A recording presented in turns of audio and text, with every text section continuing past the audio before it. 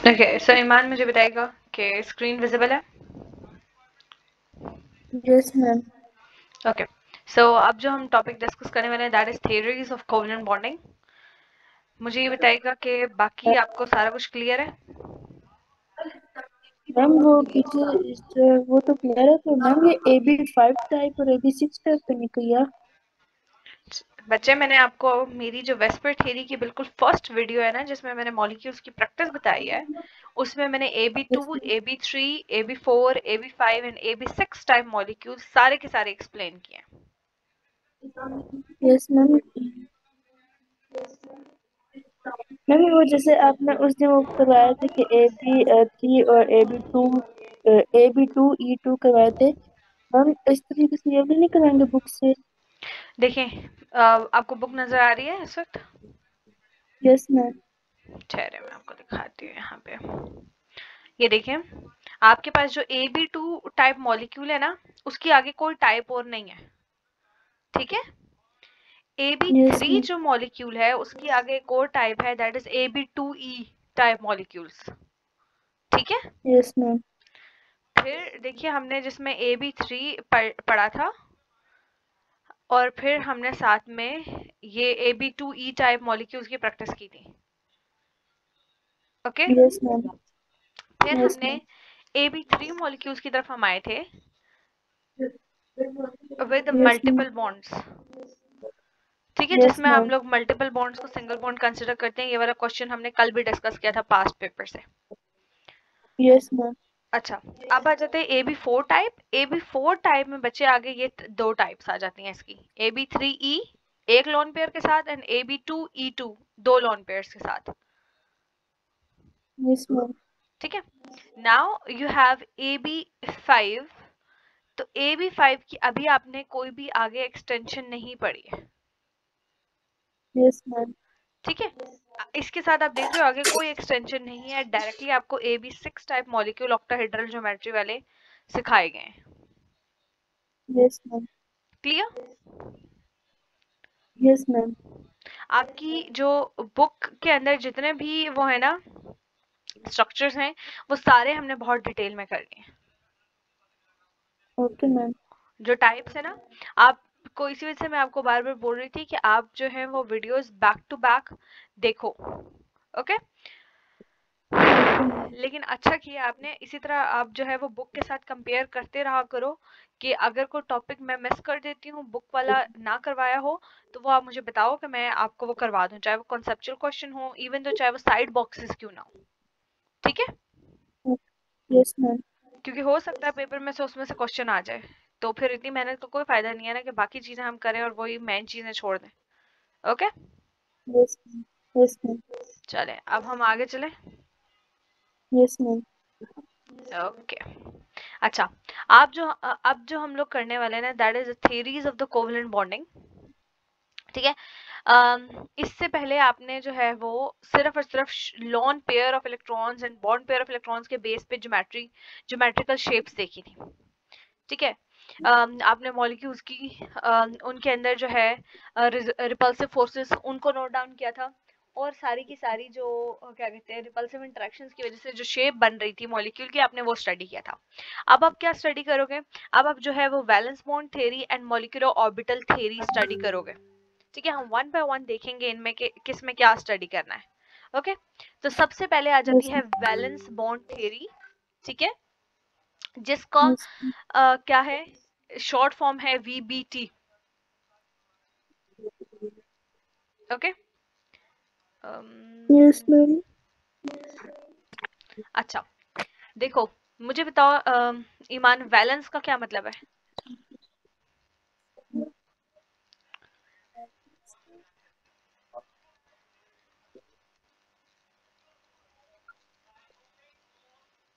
ईमान, valence का क्या मतलब होता है?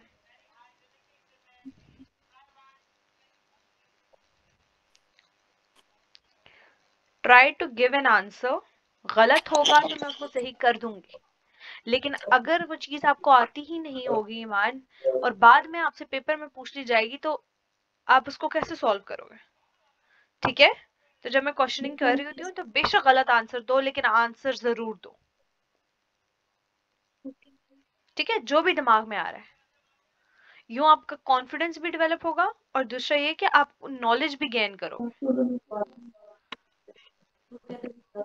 चलें आप बताएं, व्हाट इज बैलेंस?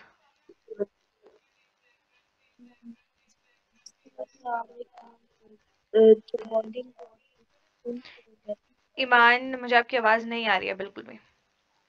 हेडफोन्स उतारें।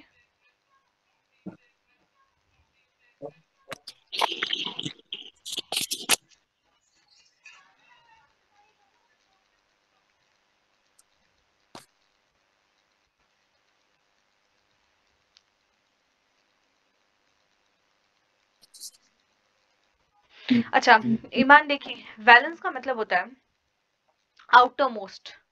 ठीक है, जब हम वैलेंस शेल की बात कर रहे होते हैं तो एक एटम का जो आउटर मोस्ट शेल होता है ना, सपोज ये वाला शेल, वो वैलेंस शेल कहलाता है। और जब हम वैलेंस इलेक्ट्रॉन्स की बात करते हैं तो उस वैलेंस शेल के अंदर, उस आउटर मोस्ट शेल के अंदर जो इलेक्ट्रॉन्स मौजूद होते हैं उन्हें वैलेंस इलेक्ट्रॉन्स कहा जाता है। Clear? Yes ma'am, right it down. Ma'am लिख लिए। ओके, चलें रीड आउट करें। The valence bond theory (VBT). This theory was proposed by Hitler and London 1927 and later on developed by Pauling. This concept is based on wave mechanical treatment of molecules and has been successful in explaining the bond energies, bond lengths, and shapes of covalent molecules. Okay, According to valence bond theory, ईमान एक paragraph बस अभी।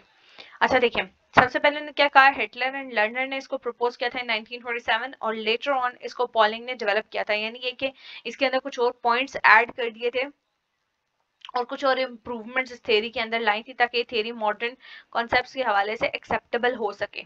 ठीक है, अब क्या है कि that it is based on the wave mechanical treatment of the molecules.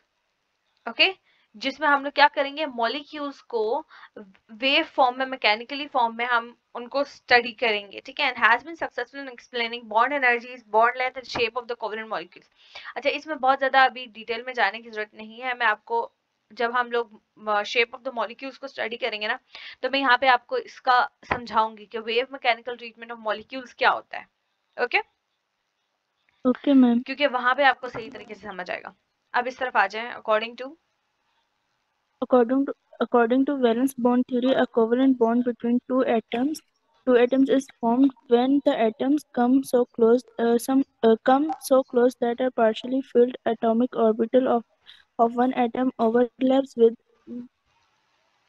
with a partially filled atomic orbital of the other. The two overlapping atomic orbitals retain their identity. The term overlap means that the two orbitals share some same common region in space. Okay, now Iman, इसको statement of the valence bond theory VBT लिख लें।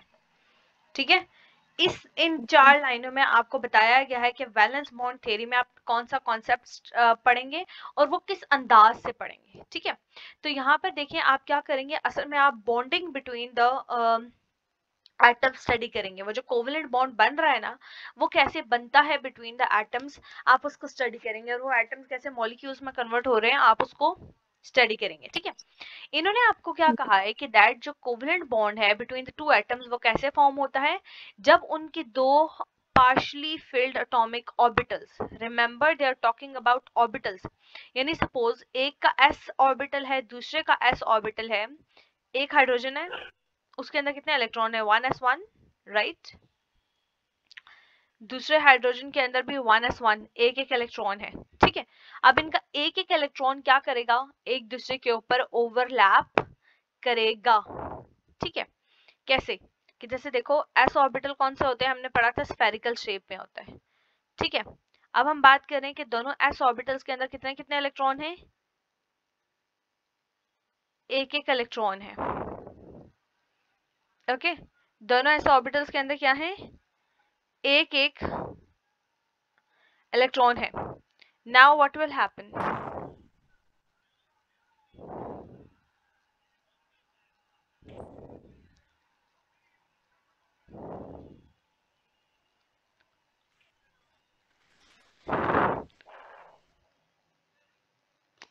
Now what will happen कि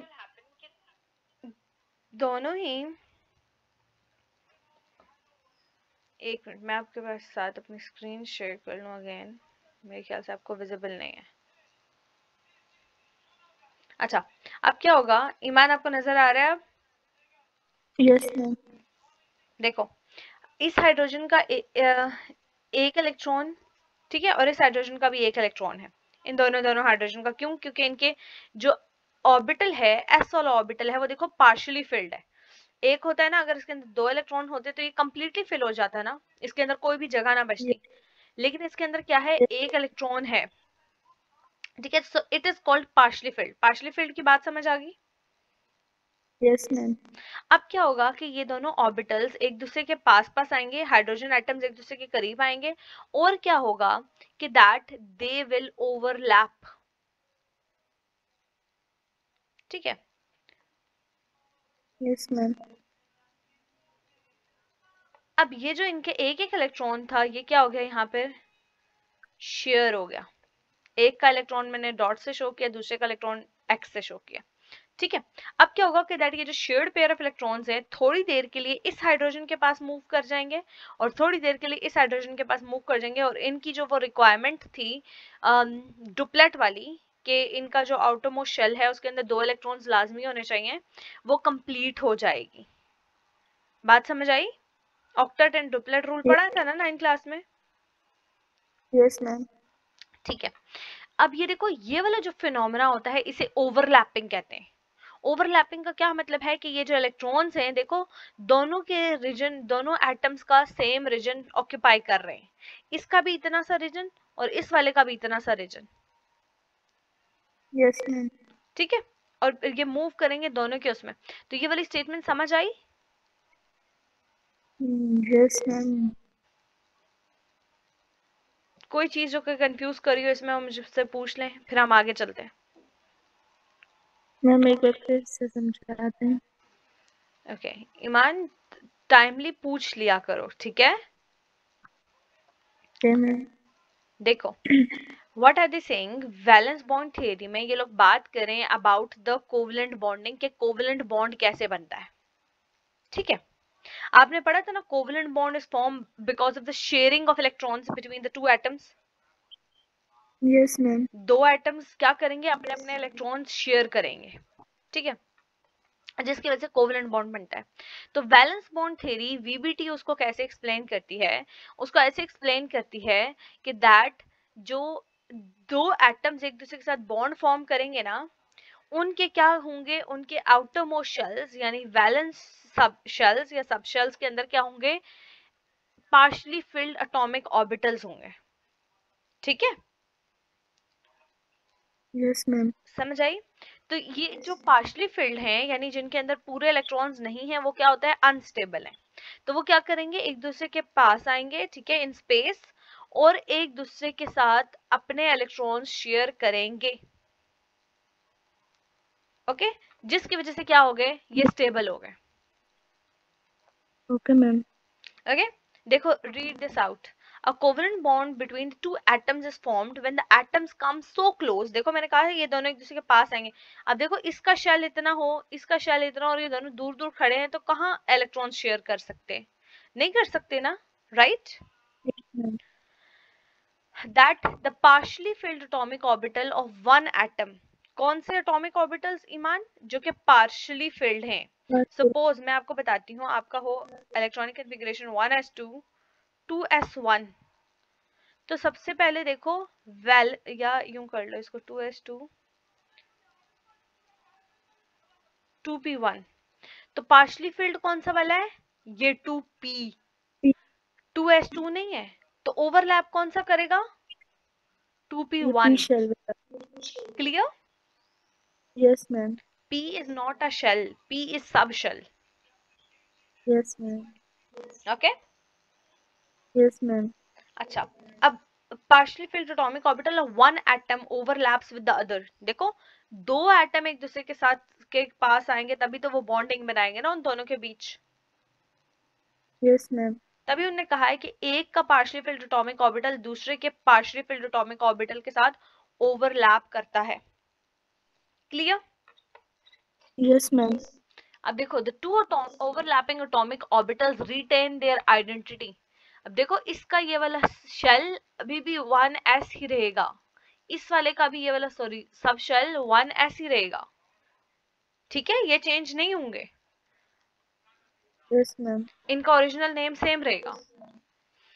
the term overlap means that the two orbitals share same common region in space. दोनों का कुछ reason क्या होता है, सेम हो जाता है। Yes, ma'am. क्लियर? वो स्पेस में थोड़ा सा सेम रीजन ऑक्यूपाई करते हैं। Okay, ma'am. अभी ये चीज ईमान सही से समझ आई? Yes, ma'am. Okay, now let us move towards the postulates of the VBT. Postulates क्या कहते हैं? Points of the VBT.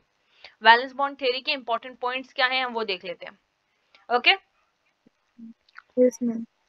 इनको अच्छे तरीके से नोट कर लो। अभी आपने वेस्पर थ्योरी पढ़ी है ना, तो आपने ये नोट डाउन किया होगा कि उसके जो पोस्टुलेट्स थे वही हमें क्वेश्चन के ज्योमेट्री की एक्सप्लेनेशन में हेल्प कर रहे थे, राइट? Yes, ma'am. तो यहाँ पे भी जब हम Yes, ma'am. बॉन्डिंग देखेंगे तो ये पोस्टुलेट्स हम एज अ रीजनिंग यूज कर सकते हैं कि अच्छा ये वाले बॉन्ड ऐसे बन रहा है तो इसका रीजन इस पोस्टुलेट में है।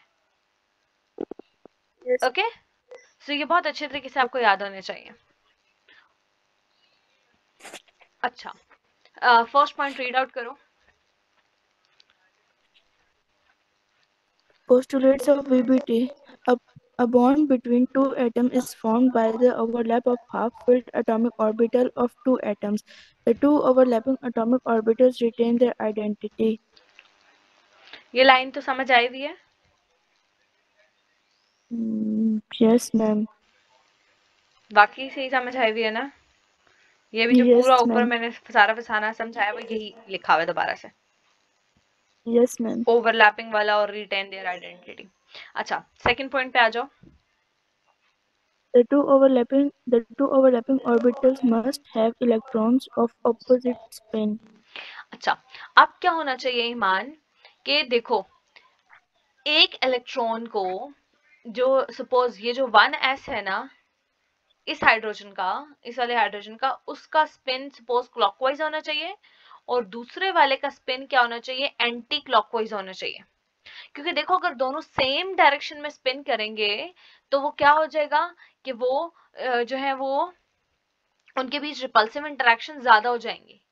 सो they must have opposite spin ताकि वो स्टेबल रह सके। Okay, ma'am. क्लियर? इसके आगे रीजनिंग लिख लो कि वो ताकि स्टेबल रह सके with in the molecular structure.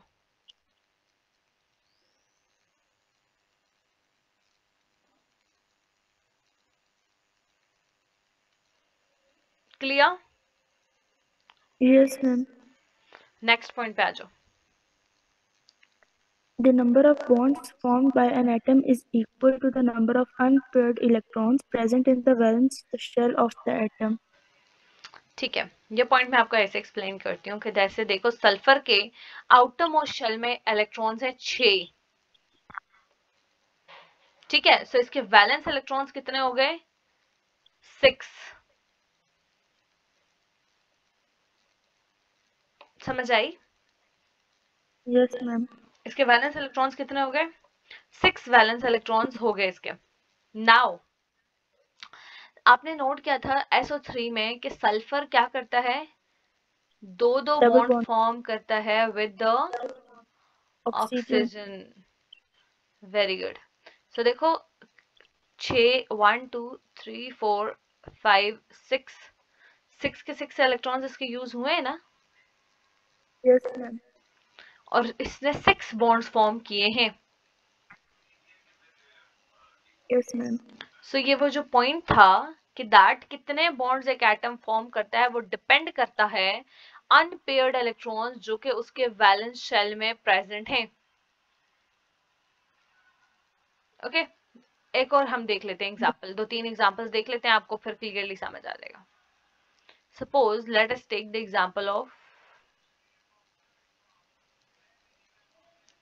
Hydrogen.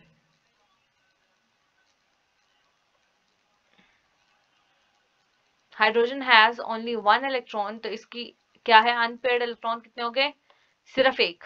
1. ठीक है, दूसरी तरफ आप दूसरा हाइड्रोजन भी लिख लो जिसने बॉन्डिंग करनी है इसकी, 1s1। ठीक है, तो आप क्या ड्रॉ करोगे, हाइड्रोजन, उसका एक इलेक्ट्रॉन प्लस दूसरा हाइड्रोजन, उसका एक electron, right? Both of them Yes, have ma'am. these unpaired electrons. What would they result in? They would result in the overlapping. ये मैं आपको साथ साथ VBT के मुताबिक मॉलिक्यूलर स्ट्रक्चर बनाना सिखा रही हूँ। Yes, ma'am.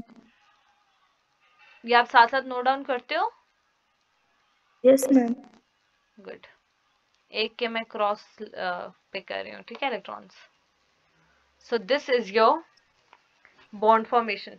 अब देखो इन दोनों ने सिर्फ एक इलेक्ट्रॉन शेयर किया है, सो ये एक इलेक्ट्रॉन पेयर शेयर किया है, therefore they have formed only one bond.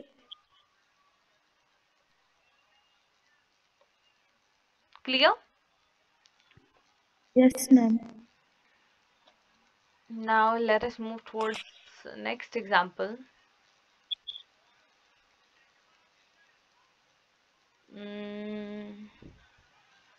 कौन सी एग्जाम्पल लें?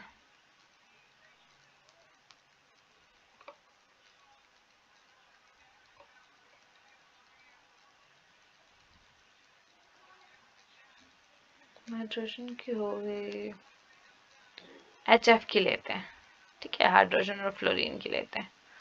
मैं आपको ड्रॉ करना सिखा देती हूँ जी। मैम इस जो पॉइंट में ये जो इन्होंने कहा बॉन्ड पेयर जो फॉर्म्ड होता है एक एटम के जरिए ये इक्वल होता है अनपेयर्ड इलेक्ट्रॉन से। ये अनपेयर्ड इलेक्ट्रॉन क्या है? यस, अनपेयर्ड इलेक्ट्रॉन ईमान वो होते हैं जो कि आपके पेयर के फॉर्म में मौजूद नहीं होते, अकेला अकेला एक एक मौजूद होता है। जैसे हाइड्रोजन के पास देखो ये एक इलेक्ट्रॉन है, तो ये क्या है, पेयर की फॉर्म में तो नहीं है ना। No ma'am. पेयर क्या होते हैं, दो होते हैं। देखो हमेशा पेयर के फॉर्म में इलेक्ट्रॉन कैसे मौजूद होते हैं, एक की स्पिन अपवर्ड होती है, दूसरे की स्पिन डाउनवर्ड होती है, एक की क्लॉकवाइज होती है, एक की एंटी क्लॉकवाइज होती है, ठीक है, ऐसे। अच्छा, फ्लोरीन की कॉन्फ़िगरेशन की तरफ आ जाते हैं। फ्लोरीन इज, ईमान एटॉमिक नंबर क्या है फ्लोरीन का?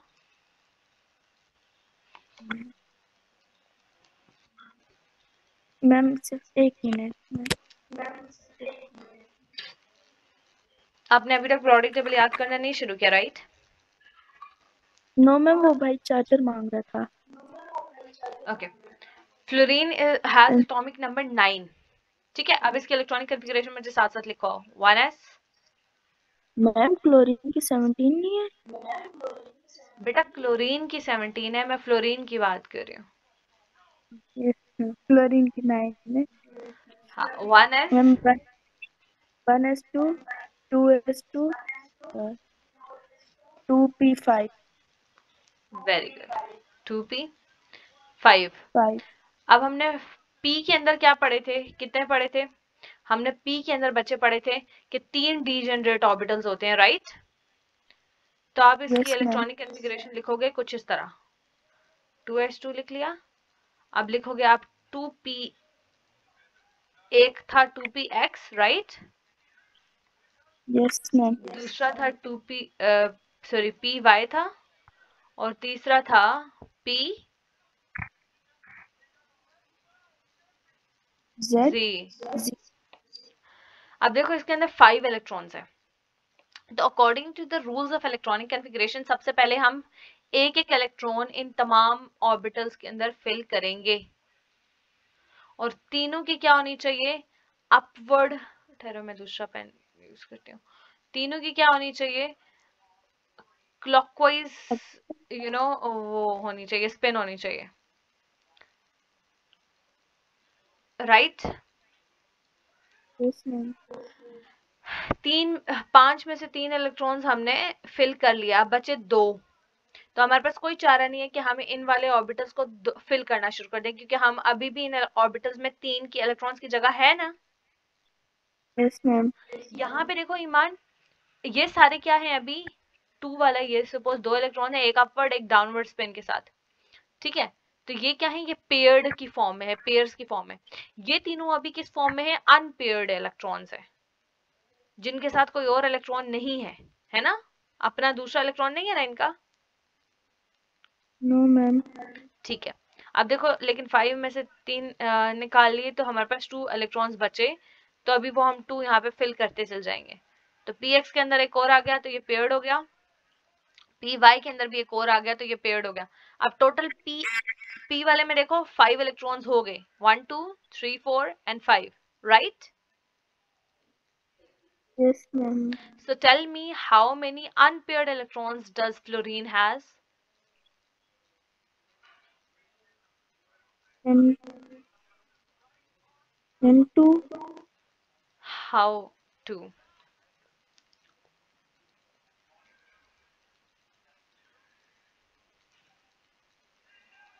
वन अनपेयर्ड इलेक्ट्रॉन्स, जो कि पेयर नहीं बना हुआ, ये 1s2, ये वाला देखो पेयर्ड है अनपेयर्ड है, पेयर्ड है।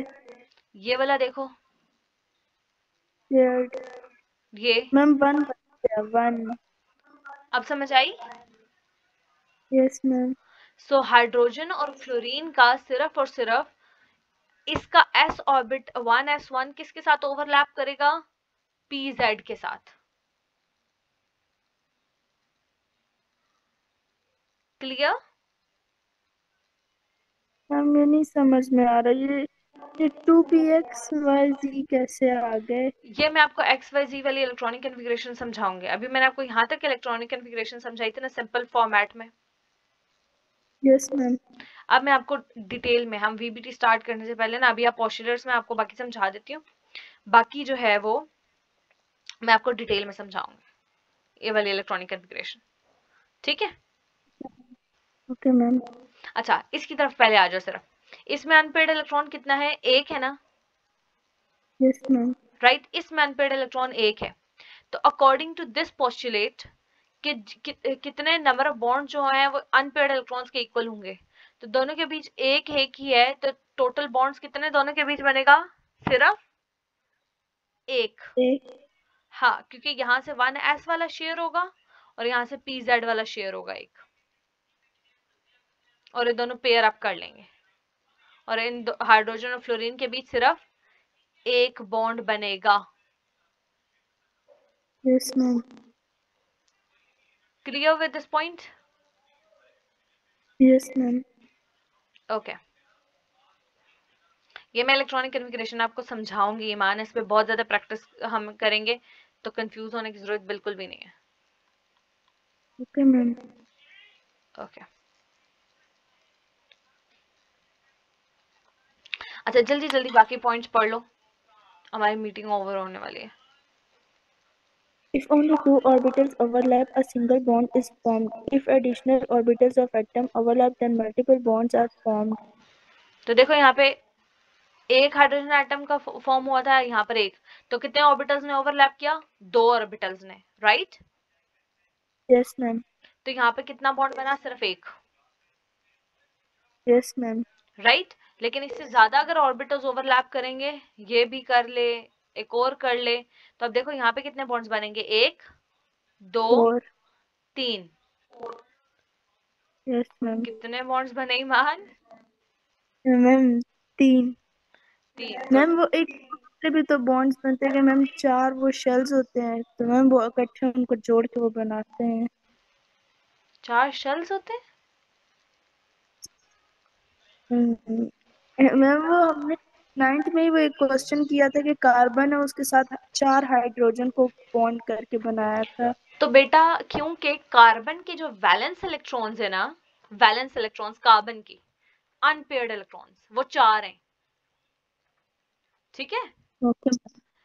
जिस तरह अभी ओके हमने मैम। फ्लोरीन का पढ़ा था, फ्लोरीन के पास valence electrons sorry unpaired electron सिर्फ एक था, इस वजह से फ्लोरीन सिर्फ एक बॉन्ड फॉर्म कर सकता है। लेकिन कार्बन के पास अनपेयर्ड इलेक्ट्रॉन्स 4 हैं, इस वजह से वो 4 बॉन्ड्स फॉर्म करता है, ओके मैम। ठीक है। ये लिख लो, नंबर ऑफ अनपेयर्ड इलेक्ट्रॉन जितने होंगे उतने ही बॉन्ड्स बनेंगे। Okay ma'am. अच्छा फिर क्या है कि अगर दो ऑर्बिटल्स ओवरलैप करेंगे, जाहिर सी बात है दो डिफरेंट एटम्स के ना, एक इसका एक इसका, तो एक एक इलेक्ट्रॉन शेयर होगा ना और एक बॉन्ड फॉर्म होगा, राइट? Yes, ma'am. लेकिन अगर इसी तरह Yes, ma'am. Common sense use करो, दोनों ही एक से ज्यादा ऑर्बिटल्स को ओवरलैप करवाएंगे, यानी एक से ज्यादा इलेक्ट्रॉन्स दोनों शेयर करेंगे, तो ज्यादा बॉन्ड्स फॉर्म होंगे। Yes, ma'am. Okay, fifth point की तरफ आ जाओ। In order to form a bond, the overlapping orbitals must have the same system symmetry with respect to the bond axis. A line joining the nuclei of two bonded atoms is called bond axis. Okay, Iman उसकी तरफ आ जाओ। जब मैंने आपको shape of the orbitals पढ़ाई थी, मैंने आपको कहा था ना, एस वाले क्या होते हैं, सिर्फ स्फेरिकल होते हैं, ऐसे होते हैं, ठीक है? Yes, ma'am. तो अब इस पॉइंट के मुताबिक सिर्फ दो एस ऑर्बिटल्स, देखो इनकी शेप सेम है ना, तो ये Yes, बॉन्ड कर ma'am. सकते हैं, ठीक है? अगर हम पी एक्स की तरफ आ जाएं, तो पी एक्स ऐसा है, ठीक है? तो पी एक्स किसी दूसरे पी एक्स के साथ ही बॉन्ड फॉर्म कर सकेगा, राइट? Yes, ma'am. ऐसा नहीं हो सकता पी एक्स जिसकी शेप कुछ यूं है, वो पी वाई के साथ, इसके साथ ओवरलैप कर ले। बताओ कहां से ओवरलैपिंग होगी, मैम नहीं हो सकती। है ना? Yes, ma'am. ठीक है, तो ये वाला पॉइंट समझ आ गया? No, ma'am. ये नहीं समझ आया? No, मैम नहीं समझ में आया। सिमेट्री का क्या मतलब है ईमान? सिमेट्री का मतलब है कि उनकी जो स्पेस के अंदर अरेंजमेंट है वो सेम होनी चाहिए। अब यहाँ पे देखो, दोनों की शेप और सिमेट्री सेम थी ना, दोनों ही, ये वाला भी एक्स एक्सिस में था, ये भी एक्स एक्सिस में था, तो ये इजीली ओवरलैप करके यहाँ पर बॉन्ड्स बना सकते हैं, है ना? Yes, ma'am. लेकिन यहाँ पे जो एक्स एक्सिस वाला है एक, और एक जो है वो वाई एक्सिस वाला है, ये दोनों एक दूसरे के ओवरलैप नहीं होते, Okay, ma'am. Right? Ma'am therefore they can not form a bond. Yes, ma'am. Clear? Yes, ma'am. अच्छा है, जो चीज आपको कंफ्यूज करी है वो उसी वक्त पूछो। अच्छा, अब हम आ जाते हैं towards the bond axis. What basically is a bond axis? जो दो न्यूक्लियाई है ना, बॉन्ड हो रहे हैं एक दूसरे के साथ, जैसे देखो ये वाला और ये वाला, इनके बीच की जो लाइन होती है ना, उसको बॉन्ड Yes, एक्सिस ma'am. कहते हैं। सपोज एक का न्यूक्लियस यहाँ है ईमान, एक का न्यूक्लियस यहाँ है। अब एक कॉमन लाइन जो कि इन दोनों के न्यूक्लियस के बीच हम आर्टिफिशियल हाइपोथेटिकल सी लाइन या इमेजिनरी लाइन ड्रॉ करते हैं, उसको हम क्या कहेंगे? हम उसको बॉन्ड एक्सिस कहेंगे। Yes, ma'am. ओके, जल्दी जल्दी सिक्स पॉइंट की तरफ आ जाओ।